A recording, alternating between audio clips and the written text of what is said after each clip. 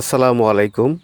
আজকে রানীক্ষেত বিষয় নিয়ে আলোচনা করব যে রানীক্ষেত হলে বা হওয়ার আগে বা হয়ে গেলে আমরা কিভাবে বাচ্চাগুলোকে এবং মুরগিগুলোকে আমরা বা যারা কবুতর পালেন যে আমরা কীভাবে প্রতিরক্ষা করে আমরা বাচ্চাগুলোকে কিছু বাচ্চা যদি মারাও যায় তবু আমাদের বেশিরভাগ বাচ্চাকে বাঁচিয়ে নেয়ার যে পন্থাটা সেটার বিষয় নিয়ে আজকে আমরা বিস্তারিত আলোচনা করব।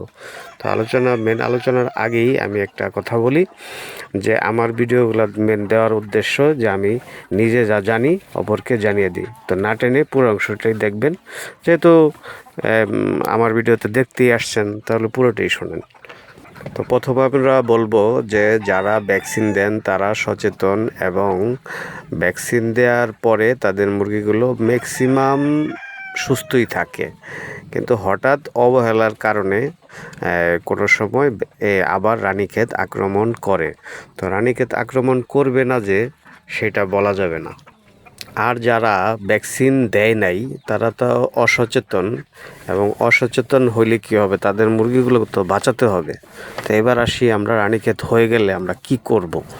তো রানীক্ষেত হয়ে গেলে পূর্ব শর্ত হচ্ছে মুরগিগুলো যাতে সুস্থ থাকে এবং সুষম খাদ্য আগে যদি দিয়ে থাকে, মুরগিগুলো যদি সেই অসুস্থতার যে অসুবিধাগুলো সেগুলো অতিক্রম করার জন্য তার আগে এনার্জি থাকতে হবে। ওই মুরগিগুলোর যেগুলার এনার্জি আছে আর যেগুলোর এনার্জি নাইগুলোকে আগে অন্য খাঁচায় বা অন্য কোথাও মিনিমাম 30 ফুট কি 40 ফুট দূরে তাদেরকে আলাদা একটা আবদ্ধ জায়গায় আগে তাদেরকে নিতে হবে।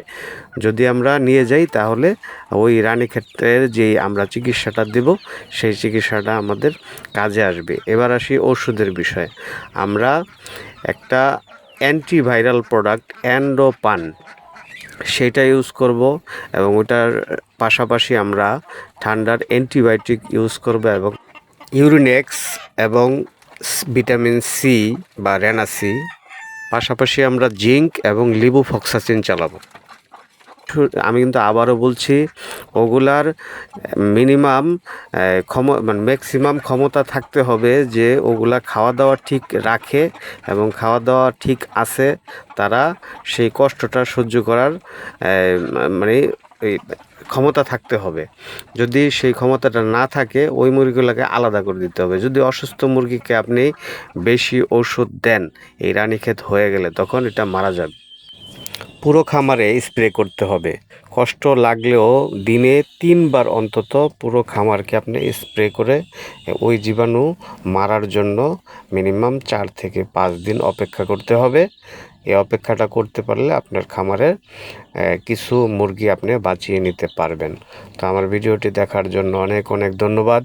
আমি ঘরোয়া আলোচনা করি, আমাকে সাবস্ক্রাইব করবেন, পাশে থাকবেন। ধন্যবাদ। আসসালামু আলাইকুম।